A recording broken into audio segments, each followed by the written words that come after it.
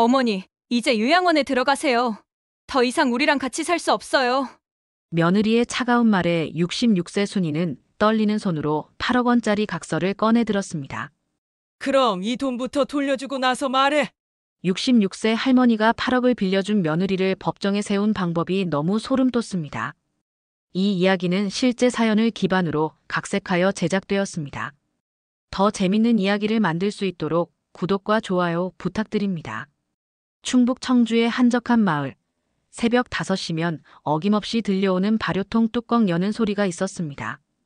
권순이 할머니는 오늘도 변함없이 40년을 지켜온 전통주 양조장에서 하루를 시작했죠. 아이고 순이야. 오늘도 일찍 나왔네. 이웃집 할머니가 지나가며 인사를 건넸습니다.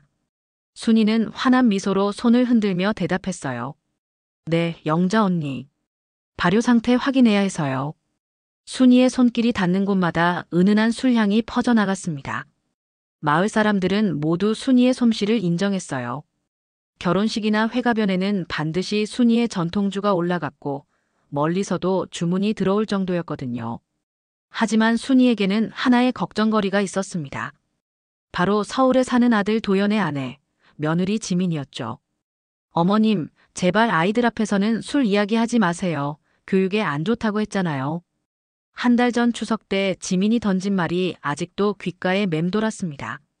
그때 순이는 손자들에게 옛날 이야기를 해주려다가 지민의 날선 제지를 받았었어요. 할머니 옛날에는 우리 집에서 술도 만들고 그랬단다. 어머니 제발요. 아이들한테 무슨 술 이야기를 해요? 지민이 순이의 말을 막아섰을 때의 그 차가운 표정이 생생했습니다. 할머니가 무슨 술쟁이처럼 말하네요. 우리는 강남에 살아요, 강남에. 지민의 목소리에는 순이를 무시하는 기색이 역력했습니다. 도연은 옆에서 아무 말도 하지 않았고요. 순이는 양조장 구석에 걸린 남편의 사진을 바라보며 한숨을 쉬었습니다. 여보, 우리 도연이가 좋은 사람 만났다고 그렇게 좋아했는데 저 며느리는 왜 이렇게 우리를 부끄러워할까요? 남편이 세상을 떠난 지 벌써 10년. 순이는 혼자서 양조장을 지키며 아들 뒷바라지를 해왔습니다. 도연이 서울대학에 진학하고 좋은 회사에 취직하고 예쁜 신부를 만나 결혼할 때까지 순이는 단 한 번도 자신의 꿈을 포기하지 않았어요. 엄마, 정말 고마워요. 엄마 덕분에 제가 여기까지 올 수 있었어요. 결혼식 날 도연이 울먹이며 했던 말을 기억하며 순이는 오늘도 정성스럽게 술을 빚었습니다. 오후 3시쯤 예상치 못한 전화가 걸려왔습니다. 어머니, 저 지민이에요. 며느리의 목소리는 평소보다 한결 부드러웠습니다. 아, 지민아. 무슨 일이니? 어머니, 사실 중요한 얘기가 있어서요. 내일 도연이랑 같이 내려갈게요. 순이의 마음이 두근거렸습니다. 혹시 손자가 생긴 건 아닐까? 아니면 명절도 아닌데 갑자기 내려오는 게 무슨 일일까? 그래, 알겠다. 맛있는 거 해놓을게. 아, 어머니. 그리고 어머니가 늘 자랑하시는 그 전통주도 좀 준비해 주세요. 이상했습니다. 평소 술 냄새만 나도 인상을 찌푸리던 지민이 갑자기 전통주를 달라니요.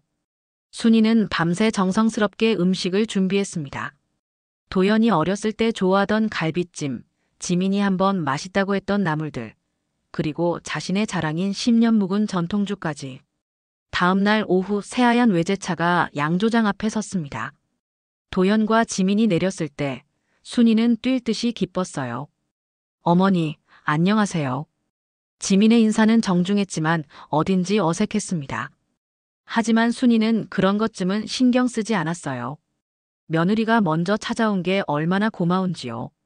저녁 식사 시간, 분위기는 생각보다 화기애애했습니다. 지민은 평소와 달리 순이의 요리를 극찬했고 전통주도 정말 깔끔하고 맛있다며 연신 감탄했어요. 어머니, 정말 대단하세요. 이런 훌륭한 술을 40년이나 만들어 오셨다니. 순이는 며느리의 변화된 모습에 감격했습니다. 역시 마음을 열고 대하면 통하는구나 하고 생각했죠. 하지만 지민에게는 순이가 상상도 못할 계획이 숨어 있었습니다. 식사가 끝나고 차를 마시며 담소를 나누던 중 지민이 조심스럽게 운을 뗐습니다. 어머니, 사실 오늘 중요한 얘기가 있어서 내려왔어요. 순이의 마음이 두근거렸습니다. 혹시 좋은 소식일까요? 그래. 무슨 이야기인데? 지민은 도연의 손을 잡으며 환한 미소를 지었습니다. 어머니, 저희 아기가 생겼어요. 정말이니? 순이의 얼굴이 환하게 밝아졌습니다. 오랫동안 기다려온 소식이었어요. 어머니, 정말 축하드려요. 할머니가 되시는 거예요. 도연도 기뻐하며 어머니의 손을 잡았습니다. 순이는 눈물이 핑 돌았어요. 아이고, 고맙다. 정말 고마워. 우리 지민이 고생이 많겠구나. 하지만 지민의 표정이 조금씩 진지해졌습니다. 어머니, 그런데 문제가 하나 있어요. 지금 살고 있는 집이 너무 좁아서요. 아, 그래?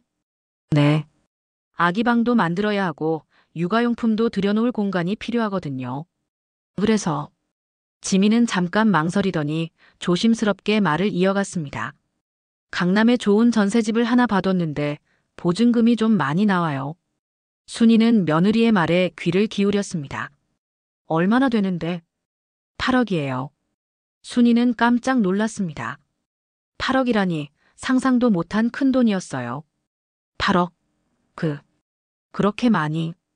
어머니, 요즘 강남 전세가 다 그래요. 특히 아이 키우기 좋은 동네는 더 비싸고요. 도연이 거들었습니다. 엄마, 교육 환경도 좋고 병원도 가까워서 아이 키우기엔 정말 좋은 곳이에요. 순이는 고민에 빠졌습니다. 8억이라는 돈은 자신이 40년간 모은 재산의 대부분이었거든요. 그런데 그렇게 큰 돈을. 지민이 순이의 손을 잡았습니다. 어머니, 저희가 그냥 달라는 게 아니에요.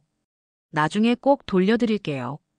도연이 승진도 곧 될 것 같고 제가 육아휴직 끝나면 복직해서 열심히 벌 거예요. 그래도 8억이라는 돈이. 순이는 여전히 망설였습니다. 하지만 지민의 다음 말에 마음이 흔들렸어요. 어머니, 이건 저희만을 위한 게 아니에요. 어머니의 첫 손자, 손녀를 위한 거잖아요. 좋은 환경에서 키우고 싶어요. 도연도 어머니를 설득했습니다. 엄마, 정말 필요해서 그래요. 지금 집은 너무 좁아서 아기 키우기 힘들어요. 순이는 긴 고민 끝에 결심했습니다. 알겠다. 우리 손자, 손녀를 위해서라면. 지민의 얼굴이 환하게 밝아졌습니다. 어머니, 정말 감사해요. 평생 잊지 않을게요. 하지만 순이는 한 가지 조건을 내걸었습니다. 지민아, 그런데 할머니도 한 가지 부탁이 있어. 네, 어머니. 뭐든지 말씀하세요. 순이는 진지한 표정으로 말했습니다. 이렇게 큰 돈을 빌려주는 만큼 약속 하나는 해줘야겠어. 나중에 내가 나이 들어 혼자 지내기 힘들어지면 너희가 나를 모셔야 해. 지민은 잠깐 당황하는 듯 했지만 곧 환하게 웃었습니다. 어머니, 그건 당연한 거죠. 저희가 어머니를 모시는 건 당연하잖아요. 정말이니? 약속하는 거야? 네, 물론이에요. 도연아, 그렇지? 도연도 고개를 끄덕였습니다. 엄마, 그건 당연한 일이에요. 순이는 안심이 되었습니다. 하지만 40년간 사업을 해온 경험으로 구두 약속만으로는 불안했어요. 그럼 이걸 서류로 남겨두자. 서류요? 이렇게 큰 돈 거래하는 건데 서로를 위해서 각서라도 써놓는 게 좋겠어.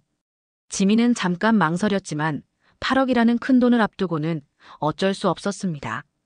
네, 그럼 그렇게 하죠. 순이는 종이를 꺼내 또박또박 적었습니다. 권순이는 며느리 박지민에게 전세보증금 명목으로 8억 원을 지원한다. 단 박지민은 권순이를 평생 부양할 것을 약속하며 이 약속을 어길 시 지원받은 금액을 즉시 반환한다. 어머니, 이거 너무 딱딱한 것 같은데. 지민이 주저했지만 순이는 단호했습니다. 지민아, 가족이라고 해서 약속을 대충 하면 안 돼. 서로를 위한 일이야. 결국 지민은 각서에 서명했습니다. 그때만 해도 그저 형식적인 절차라고 생각했거든요. 어머니, 정말 감사해요. 꼭 보답할게요. 그래, 우리 손자, 손녀 잘 키워라. 그날 밤 순이는 은행에서 8억 원을 인출해 지민에게 건넸습니다. 평생 모은 재산의 대부분이었지만 가족을 위한 일이라면 아깝지 않았어요. 지민과 도연은 기쁜 마음으로 서울로 돌아갔습니다. 차 안에서 지민은 각서를 보며 피식 웃었어요. 여보, 어머니 참 꼼꼼하시네. 이런 걸 왜 만들어? 그래도 큰 돈이니까 그러시는 거 아니겠어? 어머니 입장에서는 당연히 불안하실 거야. 뭘? 나중에 요양원 보내드리면 되는데 뭔 평생 부양을 해. 도연은 아내의 말에 약간 불편했지만 아무 말하지 않았습니다. 순이는 그날 밤 홀로 양조장에 앉아 남편의 사진을 바라보았습니다. 여보, 내가 잘한 일일까? 우리 손자 손녀를 위한 일이니까 괜찮겠지. 하지만 지민의 진짜 본색은 이제부터 드러나기 시작할 것이었습니다. 8억 원을 받은 지 2달이 지났습니다. 지민과 도연은 강남의 고급 아파트로 이사했고 순이는 가끔씩 안부 전화를 받는 것만으로도 만족했어요. 어머니, 집이 정말 좋아요. 아기 방도 넓고 주변에 좋은 산부인과도 많고요. 그래, 다행이다. 몸 조심하고. 네, 어머니도 건강하세요. 하지만 전화 속 지민의 목소리는 점점 건성이 되어갔습니다. 어느 토요일 오후 지민에게서 뜻밖의 연락이 왔습니다. 어머니, 오늘 제 친구들이 집에 놀러 와요. 그런데 어머니가 만든 전통주를 좀 가져와 주실 수 있을까요? 순이는 기뻤습니다. 며느리가 자신의 솜씨를 자랑하고 싶어 한다니. 그럼 내가 정성스럽게 빚은 좋은 술로 가져갈게. 순이는 10년 묵은 최고급 전통주 2병을 정성껏 포장했습니다. 손수 만든 안주까지 챙겨서 서울로 향했어요. 강남의 고급 아파트 단지에 도착한 순이는 입이 다물어지지 않았습니다. 아이고, 정말 좋은 곳에 살게 됐구나. 32평 아파트는 순이가 상상했던 것보다 훨씬 컸습니다. 최신식 가전제품들과 고급 가구들이 집안을 가득 채우고 있었어요. 어머니, 와보니까 어떠세요? 지민이 자랑스럽게 집안을 보여줬습니다. 정말 좋다. 우리 손자가 여기서 잘 자랄 수 있겠구나. 그때 초인종이 울렸습니다. 지민의 친구들이 도착한 모양이었어요. 언니들, 안녕. 문을 열고 들어온 3명의 여자들은 모두 지민과 비슷한 또래에 세련된 강남 아줌마들이었습니다. 와, 지민아. 집 정말 좋다. 평수도 넓고. 그치? 강남역 걸어서 10분이야. 지민은 순이를 친구들에게 소개했습니다. 이분이 제 시어머니세요. 충북 청주에서 오셨어요. 아, 안녕하세요. 친구들의 인사는 예의상 하는 것뿐 별다른 관심은 보이지 않았습니다. 어머니께서 직접 만든 전통주도 가져오셨어요. 순이는 정성껏 포장한 전통주를 내밀었습니다. 이거 제가 정성껏 빚은 거예요. 10년 묵은 좋은 술이에요. 하지만 친구들의 반응은 차가웠습니다. 아, 전통주요? 요즘 전통주도 좋은 게 많이 나오더라고요. 백화점에서 파는 것도 있고. 순이는 친구들이 자신의 술을 평가절하하는 것 같아 기분이 상했지만 며느리를 위해 참았어요. 지민이 술을 따라주며 말했습니다. 어머님이 시골에서 술 담그는 일을 하세요. 아, 그래요? 직업이 양조업이신가 보네요. 한 친구가 관심을 보였습니다. 아니에요. 그냥 시골에서 조그맣게 하는 거예요. 지민의 말투에는 순이를 깎아내리는 뉘앙스가 담겨 있었습니다. 요즘 젊은 사람들은 전통주 잘 안 마시잖아요. 특히 아이들한테는 교육상 안 좋고. 순이의 얼굴이 붉어졌습니다. 며느리가 자신의 평생업을 이렇게 표현하다니. 어머님, 그래도 한 잔씩 드셔보세요. 친구들은 의례적으로 술잔을 들었지만 코를 찡그렸습니다. 독하네요. 향이 좀 특이해요. 역시 시골 술은 달라요. 친구들의 반응에 지민은 당황한 듯 웃으며 말했습니다. 제가 미리 말씀드렸어야 했는데 이런 술은 처음 드시는 분들한테는 좀 부담스러울 수 있어요. 그러면서 지민은 순이가 보는 앞에서 술병을 테이블 아래로 치워버렸습니다. 대신에 제가 준비한 와인 드실까요? 순이는 가슴이 무너지는 것 같았습니다. 자신이 40년간 정성으로 빚어온 술이 이렇게 천대받는 것을 보니 눈물이 날 것 같았어요. 어머님, 괜찮으시죠? 지민이 건성으로 묻자 순이는 애써 웃음을 지었습니다. 그래, 괜찮다. 하지만 모욕은 여기서 끝나지 않았습니다. 친구들이 떠나고 난 후 지민은 순이에게 말했습니다. 어머니, 다음에 손님들 올 때는 이런 시골 음식은 안 가져오셔도 돼요. 시골 음식? 네. 서울 사람들 입맛에는 좀 안 맞나 봐요. 그리고 술도. 아기 있는 집에 술 냄새가 배면 안 좋잖아요. 순이는 더 이상 참을 수 없었습니다. 지민아, 그게 무슨 말이니? 내가 만든 술이 그렇게 부끄러운 거니? 어머니, 그런 뜻이 아니라. 아니야. 내가 지금 내 평생업을 무시하고 있는 거야. 처음으로 순이가 목소리를 높였습니다. 어머니, 왜 그렇게 예민하게 받아들이세요? 저는 어머니를 위해서 하는 말이에요.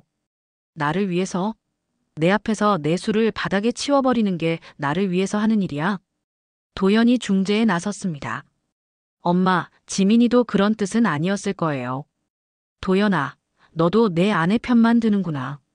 순이는 깊은 실망감을 느꼈습니다. 자신이 40년간 혼신을 다해 지켜온 일이 며느리에게는 그저 시골 일에 불과했던 거예요. 어머니, 정말 죄송해요. 제가 말을 잘못했나 봐요. 지민의 사과는 형식적이었습니다. 순이는 더 이상 이 집에 있고 싶지 않았습니다. 나는 집에 가겠다. 어머니, 저녁도 드시고 가세요. 됐다. 나는 시골 사람이니까 시골에서 시골 음식 먹고 살겠다. 순이는 짐을 챙겨 집을 나섰습니다. 뒤에서 도연이 불렀지만 돌아보지 않았어요. 지하철에서 청주로 돌아가는 버스에 오르면서 순이는 눈물을 흘렸습니다. 내가 8억을 빌려준 며느리가 나를 이렇게 대하다니. 그때 순이는 깨달았습니다. 지민에게 자신은 그저 돈줄에 불과했다는 것을. 그리고 그 각서가 얼마나 중요한 의미를 가지는지도. 하지만 순이는 아직 며느리의 더 큰 배신을 모르고 있었습니다. 청주로 돌아온 순이는 며칠 동안 양조장에 나가지도 못했습니다. 지민에게 당한 모욕이 가슴 깊숙이 박혀서 떠나질 않았거든요. 영자 언니, 나 좀 이상해요. 일할 기운이 하나도 안 나네. 이웃집 영자가 걱정스럽게 물었습니다. 왜? 며느리가 또 무슨 소리 했어? 순이는 지난 주말에 있었던 일을 털어놓았습니다. 영자는 분개했어요. 그럼 그렇지. 내가 처음부터 그 며느리 뭔가 이상하다고 했잖아. 8억 받아놓고 어떻게 그럴 수가 있어? 나도 참. 내가 너무 성급했나 봐. 순이야, 넌 잘못한 게 하나도 없어. 손자 위해서 한 일인데. 그날 저녁 순이는 홀로 집에 앉아 남편의 유품이 든 상자를 꺼냈습니다. 남편이 세상을 떠난 후 10년 동안 한 번도 열어보지 않았던 상자였어요. 여보, 내가 잘못 산 건 아니겠지? 며느리한테 무시당할 일을 한 건 아니겠지? 상자를 열자 남편의 낡은 수첩과 서류들이 나왔습니다. 대부분은 양조장 관련 서류들이었는데 그 사이에서 순이가 본 적 없는 서류 봉투가 나왔어요. 이게 뭐지? 봉투를 열어보니 깔끔하게 정리된 서류들이 들어 있었습니다. 첫 번째 서류를 보자마자 순이는 깜짝 놀랐어요. 전통주 제조법 특허 등록증. 특허라고? 우리 술이 특허를 받았다고. 자세히 읽어보니 남편이 생전에 순이와 함께 개발한 독특한 발효법이 특허로 등록되어 있었습니다. 등록 날짜를 보니 남편이 세상을 떠나기 1년 전이었어요. 두 번째 서류는 더욱 놀라웠습니다. 한국 전통주 해외 수출 계약서 초안. 일본의 한 대형 주류회사에서 순이의 전통주 제조법에 관심을 보이며 보낸 계약서였습니다. 연간 로열티만 5억 원이 넘는 조건이었어요. 아니, 이게 언제 온 거야? 계약서 날짜를 보니 남편이 세상을 떠나기 직전이었습니다. 그때 순이는 남편의 병간호로 바빠서 이런 서류들을 전혀 확인하지 못했던 거예요. 세 번째 서류는 독일 맥주 회사에서 온 것이었습니다. 코리안 트래디셔널 사케 유럽 진출 제안서. 유럽 진출을 위한 파트너십 제안이었고 초기 계약금만 10억 원이 넘었습니다. 순이는 손이 떨렸습니다. 여보, 당신이 이런 일까지 준비해뒀구나. 상자 맨 밑에는 남편의 편지가 있었습니다. 순이야, 이 편지를 읽는다는 건 내가 먼저 세상을 떠났다는 뜻이겠지. 미안하다. 너를 혼자 두고 가서. 하지만 우리가 40년간 빚어온 술이 헛되지 않을 거야. 이 서류들을 잘 보관해둬라. 언젠가 우리 술이 세상에 널리 알려질 날이 올 거다. 그때까지 포기하지 마라. 순이는 눈물을 흘렸습니다. 남편이 자신을 위해 이렇게 큰 그림을 그려뒀다니. 다음 날 아침 순이는 서류를 들고 청주 시내의 변호사 사무실을 찾아갔습니다. 변호사님, 이 서류들 좀 봐주세요. 김 변호사는 서류들을 꼼꼼히 살펴보더니 놀란 표정을 지었습니다. 할머님, 이거 대단한 거네요. 특허도 살아있고 해외 계약 제안서들도 아직 유효기간 안에 있어요. 정말요? 네. 특히 일본 회사 것은 조건이 아주 좋네요. 지금이라도 연락하면 계약 진행이 가능할 것 같은데요. 순이는 가슴이 두근거렸습니다. 그럼 이 계약들이 성사되면 연간 수십억 원의 수익이 가능합니다. 할머님의 전통주가 세계적으로 알려질 수도 있고요. 그런데 변호사의 다음 말에 순이는 깜짝 놀랐습니다. 그런데 할머님, 혹시 양조장 소유권의 문제는 없으시죠? 무슨 말씀이세요? 아니, 요즘 가족 간의 재산 문제로 분쟁이 생기는 경우가 많아서요. 특히 이렇게 큰 돈이 오가는 사업이면. 순이는 갑자기 불안해졌습니다. 지민이 양조장을 탐내지는 않을까? 그날 저녁 순이에게 도연에게서 전화가 왔습니다. 엄마, 안녕하세요. 아, 도연아. 엄마, 지난번 일은 지민이가 정말 미안해해요. 사과하고 싶어 하는데. 그래. 순이의 대답은 담담했습니다. 그런데 엄마, 한 가지 물어볼 게 있어요. 뭔데? 양조장 운영이 힘드시면 우리가 도와드릴 수도 있는데 혹시 양조장을 담보로 대출받을 생각은 없으세요? 순이는 깜짝 놀랐습니다. 대출? 왜? 아니에요, 그냥. 지민이가 임신 중이라 병원비도 많이 들고 아기용품도 사야 하고 혹시 추가로 도움이 필요하시면 양조장을 활용할 수도 있지 않나 해서요. 순이는 며느리의 진짜 의도를 깨달았습니다. 8억도 모자라서 이제 양조장까지 노리고 있었던 거예요. 도연아, 엄마는 양조장만은 절대 담보로 내놓을 수 없다. 아, 네. 그냥 혹시나 해서 여쭤본 거예요. 그리고 도연아, 너한테 한 가지 말해둘 게 있어. 네, 엄마. 엄마가 하는 일을 무시하는 며느리와는 더 이상 가족으로 지낼 수 없겠다. 전화 너머로 도연의 당황스러운 숨소리가 들렸습니다. 엄마, 그게 무슨... 8억 받아놓고 나를 이렇게 대하는 며느리를 봐서는 안 되겠어. 순이는 전화를 끊었습니다. 그날 밤 순이는 결심했습니다. 남편이 남긴 이 기회를 놓치지 않겠다고. 그리고 자신을 무시한 며느리에게 제대로 된 대가를 치르게 하겠다고. 하지만 지민은 순이가 이런 비밀 무기를 가지고 있는 줄은 꿈에도 몰랐습니다. 순이가 해외 계약서들을 발견한 지 일주일 후 충격적인 소식이 들려왔습니다. 순이야, 큰일 났어. 영자가 숨을 헐떡이며 뛰어왔습니다. 왜 그래, 영자 언니? 내 며느리가 부동산에 왔다더라. 양조장 시세를 알아보러. 순이는 핏기가 싹 가셨습니다. 뭐라고? 김 부동산 사장이 그러는데 며느리가 와서 양조장 건물 감정 평가해달라고 했대. 담보 대출 받으려나 보다고 하더라고. 순이는 분노로 온몸이 떨렸습니다. 8억도 모자라서 이제 양조장까지 넘보다니. 그날 저녁 지민에게서 전화가 왔습니다. 어머니, 안녕하세요. 지민아, 너 뭐 하는 거니? 네. 무슨 말씀이세요? 양조장 시세 알아보러 다녔다며. 지민은 잠깐 당황했지만 곧 태연하게 대답했습니다. 아, 그거요? 어머니 혼자 운영하시기 힘드실 것 같아서 혹시 팔고 싶으시면 도와드리려고 알아본 거예요. 내가 언제 팔고 싶다고 했니? 어머니가 직접 말씀하시지는 않았지만 나이도 있으시고 요즘 힘들어 하시는 것 같아서요. 순이는 며느리의 뻔뻔함에 어이가 없었습니다. 지민아, 분명히 말해둔다. 양조장만은 절대 팔지 않을 거야. 어머니, 고집 부리지 마세요. 어차피 나중에는 우리가 상속받을 건데 지금 팔아서 좋은 요양원에 들어가시는 게 나으시잖아요. 요양원? 네. 서울에 좋은 요양원 알아봤거든요. 거기서 편안히 지내시면 되죠. 순이는 더 이상 참을 수 없었습니다. 지민아, 너 지금 나를 요양원에 보내려고 하는 거니? 어머니, 왜 그렇게 부정적으로 생각하세요? 전문적인 케어 받으시면서 편안히 사시라는 뜻이에요. 그럼 너는 나를 평생 모시겠다던 약속은 어떻게 된 거야? 어머니, 요양원도 모시는 거죠. 오히려 더 잘 모시는 거고요. 순이는 각서를 꺼냈습니다. 지민아, 이 각서 기억하지? 네, 그런데 그게 뭐? 여기에 뭐라고 써 있는지 다시 읽어봐. 어머니, 그거 너무 옛날 일이고. 평생 부양할 것을 약속하며 이 약속을 어길 시 지원받은 금액을 즉시 반환한다. 이렇게 써 있어. 지민의 목소리가 떨렸습니다. 어머니, 설마 그거 진짜로 받아들이시는 건 아니죠? 왜? 진짜가 아니야? 그건 그냥 형식적인 거잖아요. 형식적인 거라면 왜 서명했어? 지민은 말문이 막혔습니다. 순이는 단호하게 말했습니다.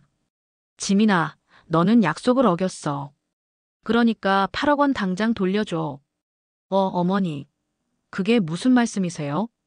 나를 요양원에 보내려 하고 양조장까지 팔려고 하는 내가 나를 부양한다는 거야? 어머니, 오해해요. 저는 어머니를 위해서. 그만해. 내일까지 8억 원 준비해둬. 안 그러면 법정에서 보자. 순이는 전화를 끊었습니다. 다음 날 아침, 순이는 김 변호사를 찾아갔습니다. 변호사님, 소송을 제기하고 싶어요. 어떤 소송이요? 순이는 각서와 관련 증거들을 모두 내놓았습니다. 증여 취소 소송이요. 조건을 어겼으니까 돈을 돌려받고 싶어요. 김 변호사는 서류들을 꼼꼼히 살펴봤습니다. 할머님, 이거 승소 가능성이 아주 높네요. 조건부 각서가 명확하고 상대방이 조건을 위반한 증거도 충분하고요. 정말요? 네. 특히 요양원 얘기나 양조장 처분 시도 같은 건 명백한 부양 거부로 볼 수 있어요. 순이는 마음을 굳혔습니다. 그럼 바로 소송 준비해 주세요. 며칠 후 지민과 도연에게 소장이 날아갔습니다. 도연이 급히 전화를 걸어왔습니다. 엄마, 이게 뭐예요? 왜 갑자기 소송을? 도연아, 엄마가 며느리한테 얼마나 실망했는지 아니? 엄마, 지민이도 나름대로 어머니를 생각해서 한 말이에요. 나를 생각해서? 요양원에 보내고 양조장 팔아치우는 게 나를 생각하는 거야? 엄마, 오해가 있었나 봐요. 지민이가 직접 사과하러 갈게요. 이미 늦었어. 법정에서 해결하자. 다음 날, 지민이 직접 청주로 내려왔습니다. 어머니, 제발 오해 풀어주세요. 지민은 순이 앞에서 무릎을 꿇었습니다. 어머니, 제가 잘못 말했어요. 요양원 얘기도 그냥 어머니가 편하실까 봐서 한 말이에요. 지민아, 이제 와서 사과해봤자 소용없어. 어머니, 8억이 어디 있어요? 이미 전세 보증금으로 다 들어갔는데. 그럼 집을 팔아서라도 갚아. 어머니, 제발요. 저희한테는 아기가 있어요. 순이는 냉정하게 말했습니다. 그 아기를 위해서 8억을 빌려준 거야. 그런데 내가 나를 무시하고 양조장까지 팔려고 했잖아. 지민은 계속 빌었지만 순이의 마음은 이미 굳어 있었습니다. 법정 날짜가 정해졌습니다. 순이는 마을 사람들의 증언도 확보했어요. 판사님, 며느리가 시어머니를 요양원에 보내려 했다는 걸 다들 들었어요. 양조장도 멋대로 시세 알아봤고요. 시어머니가 만든 술을 친구들 앞에서 무시했다고 하더라고요. 증인들의 증언이 이어졌습니다. 반면 지민 측에서는 변명만 늘어놓았습니다. 친어머니처럼 모셨습니다. 단지 어머님의 편의를 위해서 한 말들이었어요. 하지만 각서는 명확했고 증거도 충분했습니다. 드디어 판결일이 다가왔습니다. 과연 법정은 누구의 손을 들어줄까요? 법정에는 긴장감이 감돌고 있었습니다. 순이는 검은 한복을 단정하게 입고 앉아 있었고 맞은편에는 지민과 도연이 변호사와 함께 자리했어요. 증여 취소 청구 사건을 개정합니다. 판사가 법정을 선언했습니다. 순이 측 변호사가 먼저 입을 열었습니다. 판사님, 원고는 며느리의 임신 소식을 듣고 기뻐하며 전세보증금 명목으로 8억 원을 지원했습니다. 하지만 이는 무조건적인 증여가 아니라 명확한 조건이 있었습니다. 변호사는 각서를 높이 들었습니다. 피고 박지민은 스스로 서명한 이 각서에서 권순이를 평생 부양할 것을 약속했고 이 약속을 어길 시 지원받은 금액을 즉시 반환한다고 명시했습니다. 지민은 얼굴이 창백해졌습니다. 그런데 피고는 약속을 지키기는커녕 원고를 요양원에 보내려 했고 원고의 소중한 양조장까지 처분하려 했습니다. 이는 명백한 조건 위반입니다. 이어서 증인 신문이 시작됐습니다. 첫 번째 증인은 이웃 영자였습니다. 저는 순이와 40년 넘게 이웃으로 살았습니다. 며느리가 순이를 요양원에 보내려 한다는 얘기를 직접 들었어요. 구체적으로 어떤 말을 들으셨나요? 어차피 나중에는 우리가 상속받을 건데 지금 팔아서 좋은 요양원에 들어가시는 게 낫다고 했다더라고요. 두 번째 증인은 부동산 중개업소 사장이었습니다. 피고가 직접 저희 사무소에 와서 양조장 시세를 물어봤습니다. 담보대출 받으려고 한다면서요? 시어머니 동의는 받았나요? 아니요. 시어머니는 모르는 일이라고 했습니다. 세 번째 증인은 지민의 친구 모임에 함께 있었던 사람이었습니다. 지민 씨가 시어머니를 소개할 때 시골에서 술 담그는 일하신다며 비하하는 투로 말했어요. 시어머니가 정성껏 가져온 전통주도 아이 교육에 안 좋다며 테이블 밑으로 치워버렸고요. 순이의 눈에서 눈물이 흘렀습니다. 그때의 모욕감이 다시 떠올랐거든요. 지민 측 변호사가 반박에 나섰습니다. 판사님, 피고는 시어머니를 진심으로 존경하고 모셨습니다. 요양원 얘기는 시어머니의 건강을 걱정해서 한 말이고 양조장 시세를 알아본 것도 혹시 도움이 될까 해서였습니다.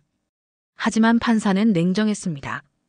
그렇다면 왜 시어머니와 상의하지 않고 일방적으로 진행했습니까? 지민이 직접 증언대에 섰습니다. 판사님, 저는 정말 어머니를 위해서 한 일이에요. 지민의 목소리가 떨렸습니다.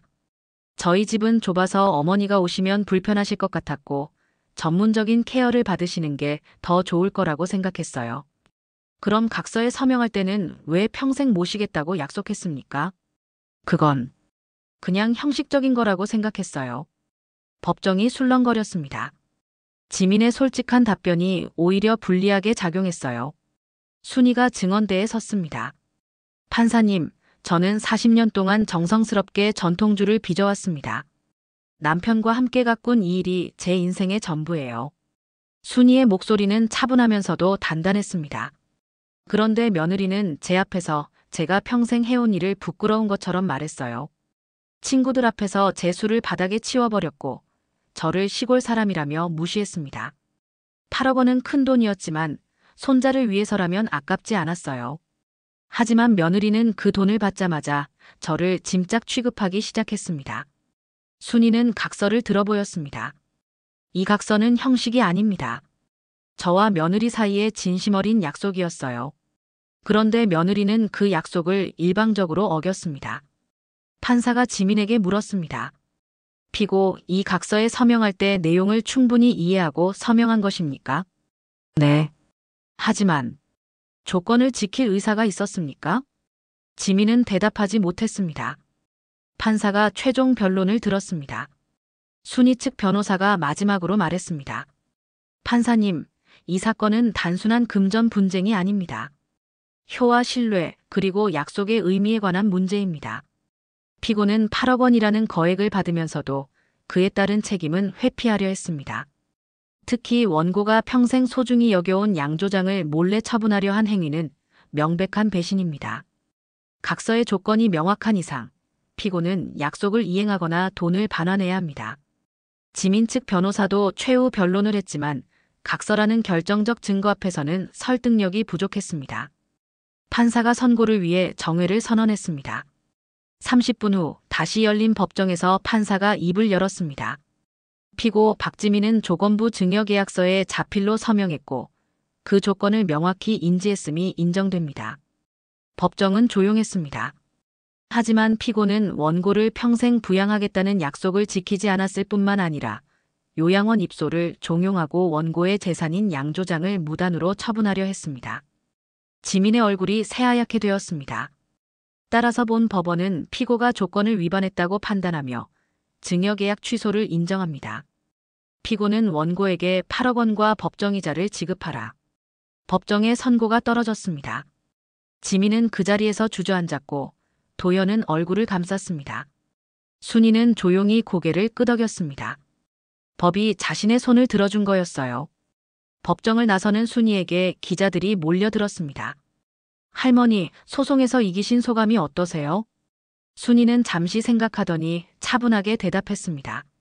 저는 돈이 중요한 게 아니었어요. 제가 평생 해온 일을 인정받고 저를 무시한 사람이 그에 합당한 대가를 치르는 것이 중요했습니다. 하지만 이것은 끝이 아니라 새로운 시작이었습니다. 법정에서 승소한 지 한 달 후, 순이는 본격적으로 새로운 인생을 시작했습니다. 김 변호사님, 정말 감사합니다. 순이는 8억 원을 돌려받은 후 첫 번째로 변호사를 찾아갔어요. 할머님이 잘하셨어요. 그런데 이제 정말 중요한 일이 남았죠? 해외 계약 말씀이시죠? 네. 할머님의 전통주가 세계에 알려질 기회예요. 순이는 남편이 남긴 해외 계약서들을 다시 꺼냈습니다. 일본과 독일 회사에서 온 제안서들이었죠. 그런데 정말 이런 큰일을 제가 할 수 있을까요? 할머님, 40년간 이 일을 해오셨잖아요. 이제 그 가치를 인정받을 때가 온 거예요. 김 변호사의 도움으로 순이는 먼저 일본 회사와 연락을 취했습니다. 안녕하세요, 다나카입니다. 권순이 사장님이시군요. 화상통화로 만난 일본 바이어는 생각보다 정중했습니다. 저희가 2년 전에 보낸 제안서, 기억하고 계시나요? 네, 남편이 준비해뒀던 자료를 최근에 발견했어요. 아, 그러시군요. 사실 저희는 지금도 한국 전통주에 매우 관심이 많습니다. 특히 권 사장님의 독특한 발효법은 일본 시장에서 큰 관심을 받을 것 같아요. 순이는 떨리는 마음으로 물었습니다. 그럼 아직도 계약이 가능한가요? 물론입니다. 오히려 지금이 더 좋은 시기일 수도 있어요. 한류 덕분에 한국 문화에 대한 관심이 더 높아졌거든요. 일주일 후, 다나카가 직접 청주까지 찾아왔습니다. 와, 정말 전통적인 양조장이네요. 순이는 자신있게 양조장을 안내했습니다. 이 술독들은 50년이 넘었어요. 여기서 나오는 술맛이 특별한 이유죠. 다나카는 순이가 직접 빚은 전통주를 시음했습니다. 오, 정말 놀랍습니다. 이런 깊은 맛은 처음이에요. 이 맛의 비밀이 바로 저희 특허받은 발효법이에요. 역시 소문대로네요. 이 정도면 일본에서도 큰 인기를 끌 것 같습니다. 그 자리에서 정식 계약이 체결되었습니다. 연간 5억 원의 로열티를 받는 조건이었어요. 독일 회사와의 계약도 순조롭게 진행되었습니다. 유럽 진출을 위한 10억 원의 계약금도 받게 되었고요. 영자 언니 믿어줘요. 순이는 이웃 영자에게 기쁜 소식을 전했습니다. 야, 우리 순이가 이제 진짜 사업가가 됐네. 누가 우리 술이 시골 술이라고 했는지 모르겠어요. 두 사람은 함께 웃었습니다. 순이는 해외 계약으로 받은 돈으로 양조장을 현대식으로 개보수했습니다. 전통은 유지하면서도 위생적이고 효율적인 시설을 갖춰나갔어요. 할머님, 이제 직원도 뽑으셔야 할 것 같은데요. 김 변호사의 조언에 따라 순이는 젊은 양조 전문가들을 고용했습니다. 사장님, 이 발효법 정말 대단하네요. 어떻게 이런 걸 개발하셨어요? 남편과 40년간 함께 연구한 거예요. 실패도 많이 했지만 포기하지 않았죠. 양조장은 점점 활기를 찾아갔습니다. 해외 주문이 늘어나면서 생산량도 대폭 늘려야 했어요. 그러던 어느 날 순이에게 뜻밖의 제안이 들어왔습니다. 할머니, 저희 방송국에서 다큐멘터리를 제작하고 싶습니다. KBS 다큐멘터리 팀에서 연락이 온 거였어요. 법정에서 승소하신 이야기도 감동적이지만 전통주로 해외 진출까지 성공하신 게 더 큰 뉴스거든요. 정말 그런 게 필요한가요? 네. 요즘 시니어분들의 새로운 도전이 화제가 되고 있어요. 할머니 이야기가 많은 분들에게 희망이 될 것 같아요. 다큐멘터리 촬영이 시작되었습니다. 순이 할머니는 66세의 나이에 새로운 도전을 시작했습니다. 카메라는 순이가 정성스럽게 술을 빚는 모습을 담았어요. 40년간 지켜온 전통을 바탕으로 이제는 세계를 향해 날개를 펼치고 있습니다. 방송이 나간 후 양조장에는 견학 신청이 쇄도했습니다. 할머니, 정말 존경스러워요. 어떻게 그런 용기를 내셨어요? 젊은이들부터 동년배까지 많은 사람들이 찾아왔어요. 순이는 이들에게 항상 같은 말을 했습니다. 나이는 숫자일 뿐이에요. 중요한 건 자신이 옳다고 믿는 일을 끝까지 하는 거죠. 어느 토요일 오후, 순이는 마을 사람들과 함께 시음회를 열었습니다. 자, 이번에는 독일 수출용으로 만든 술이에요. 와, 맛이 정말 깔끔하네. 이게 해외에서 인정받은 우리 술이구나. 마을 사람들은 모두 자랑스러워했습니다. 순이야, 내가 우리 마을의 자랑이다. 그래, 누가 우리를 시골이라고 무시하냐. 순이는 술잔을 들며 말했습니다. 여러분, 술은 거짓말을 못해요. 정직하게 만들면 언젠가는 그 가치를 인정받게 되어 있어요. 그래서 내가 40년간 이 일을 포기하지 않았던 거고 지금도 계속하는 거예요. 마을 사람들이 박수를 쳤습니다. 그리고 제가 배운 게 하나 더 있어요.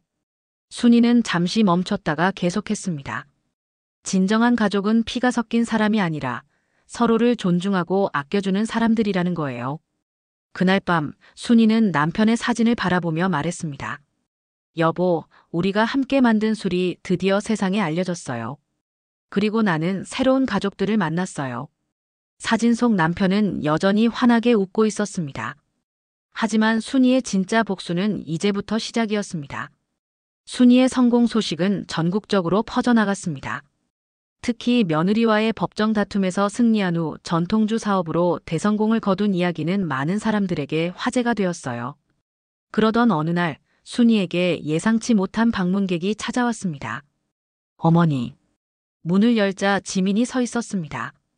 예전의 당당한 모습은 온데간데없고 초라한 차림에 눈이 퉁퉁 부어 있었어요. 지민아, 너 여기 왜 왔니? 어머니, 제발 한 번만 얘기할 기회를 주세요. 지민의 목소리는 떨리고 있었습니다. 우리 사이에 무슨 할 말이 더 있다고. 어머니, 저희가 집을 잃게 됐어요. 순이는 냉정하게 물었습니다. 그게 나랑 무슨 상관이야? 8억을 돌려드리느라 전세 보증금을 모두 뺐는데 집값이 떨어져서 부족한 돈이 생겼어요. 결국 빚만 남게 됐고. 지민은 말을 잇지 못하고 흐느꼈습니다. 도연이 회사도 그만뒀어요. 이 일 때문에 소문이 나서. 승진은커녕 눈치만 보이게 되었거든요. 순이는 여전히 무표정했습니다. 그래서? 어머니, 제발 용서해 주세요. 저희가 잘못했어요. 지민이 무릎을 꿇었습니다. 정말 죄송해요. 제가 어머니의 마음을 이해하지 못했어요. 지금 와서 미안하다고 하면 다 끝나는 줄 아니. 순이의 목소리는 차가웠습니다. 어머니, 아기도 있는데. 정말 갈 곳이 없어요. 그 아기 때문에 8억을 빌려준 거야.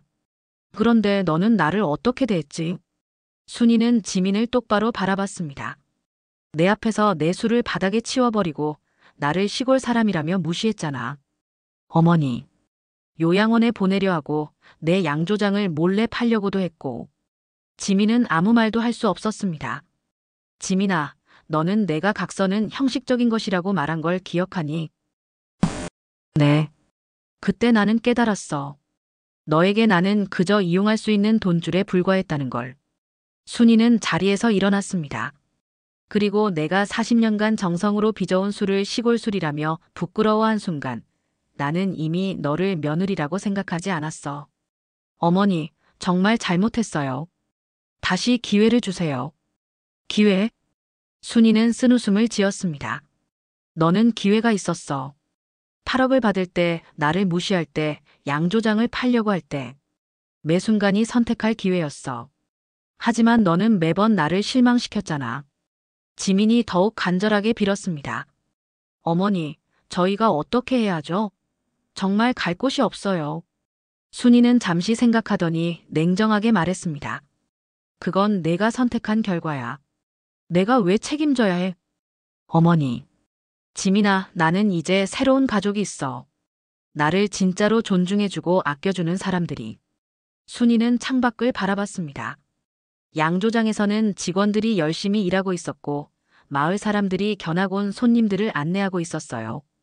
저 사람들이 내 진짜 가족이야. 피는 섞이지 않았지만 서로를 인정하고 존중하는 진짜 가족이지. 지민은 절망적인 표정으로 말했습니다. 어머니, 그럼 정말 저희를 버리시는 거예요? 내가 너를 버리는 게 아니야.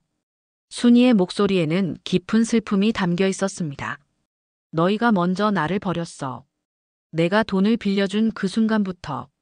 그때 양조장에서 직원이 뛰어왔습니다. 사장님, 독일에서 추가 주문이 들어왔어요. 아, 그래. 고마워. 순이는 자연스럽게 직원과 업무 얘기를 나눴습니다. 지민은 그런 순이를 멍하니 바라볼 뿐이었어요. 지민아, 이제 가거라. 어머니. 그리고 다시는 여기 오지 마. 우리는 이제 남남이야. 지민이 일어서며 마지막으로 부탁했습니다. 어머니, 도연이는? 도연이는 어머니 아들인데. 도연이. 순이는 잠깐 표정이 흔들렸지만 곧 단단해졌습니다. 도연이는 내가 나를 무시할 때 아무 말도 안 했어. 그게 선택이야. 진짜 아들이었다면 아내가 어머니를 모욕할 때 막았을 거야. 지민은 더 이상 할 말이 없었습니다. 어머니. 정말 마지막으로. 아기만큼은. 그 아기는 내가 지켜야 할 몫이야. 내 책임이 아니고. 순이는 집 안으로 들어가며 문을 닫았습니다. 지민은 한참을 문 앞에 서 있다가 결국 발걸음을 돌렸어요. 그날 저녁 마을 사람들이 순이를 찾아왔습니다. 순이야, 며느리가 왔다 갔다며. 응, 왔다 갔어. 뭐라고 했어? 용서해달라고 하더라고. 영자가 물었습니다. 그래서 어떻게 했어? 거절했어. 잘했다. 그럼 며느리 용서해주면 안 되지. 그런데 순이야, 마음은 어때? 힘들지 않아? 순이는 잠시 생각하더니 대답했습니다. 처음에는 힘들었어. 그래도 내 며느리였고 손자도 있으니까. 하지만 이제는 괜찮아. 내가 선택한 길이니까. 순이는 창밖을 바라보며 계속했습니다. 나는 이제 내 인생을 살고 싶어. 누군가에게 무시당하면서 사는 게 아니라 내가 좋아하는 일을 하면서 나를 존중해주는 사람들과 함께 살고 싶다고. 마을 사람들이 박수를 쳤습니다. 맞아, 순이야. 내가 잘한 거야. 우리가 내 진짜 가족이야. 한 달 후 순이의 양조장은 전통과 혁신이 만나는 곳이라는 타이틀로 관광 명소가 되었습니다. 할머니, 어떻게 이렇게 용기 있는 결정을 하셨어요? 젊은 방문객이 물었습니다. 순이는 환하게 웃으며 대답했습니다. 나이 들어서도 늦지 않아요. 중요한 건 자신을 존중하는 거예요. 다른 사람이 나를 무시해도 참고 살 필요는 없어요. 내가 옳다고 믿는 일이 있다면 끝까지 해봐야죠. 그날 저녁 순이는 남편의 사진 앞에서 술잔을 들었습니다. 여보, 우리 술이 이제 정말 많은 사람들에게 사랑받고 있어요. 그리고 나는 이제 진짜 행복해요. 나를 존중해주는 사람들과 함께 내가 사랑하는 일을 하면서 살고 있어요. 창밖에서는 직원들이 웃으면서 퇴근하는 소리가 들렸고 이웃 영자가 순이야, 저녁 먹었냐며 부르는 소리도 들렸습니다. 순이는 깊이 미소 지었습니다. 66세에 시작한 새로운 인생. 혈연으로 맺어진 가짜 가족 대신 마음으로 맺어진 진짜 가족과 함께하는 삶. 이것이 바로 순이가 선택한 자신만의 행복이었습니다.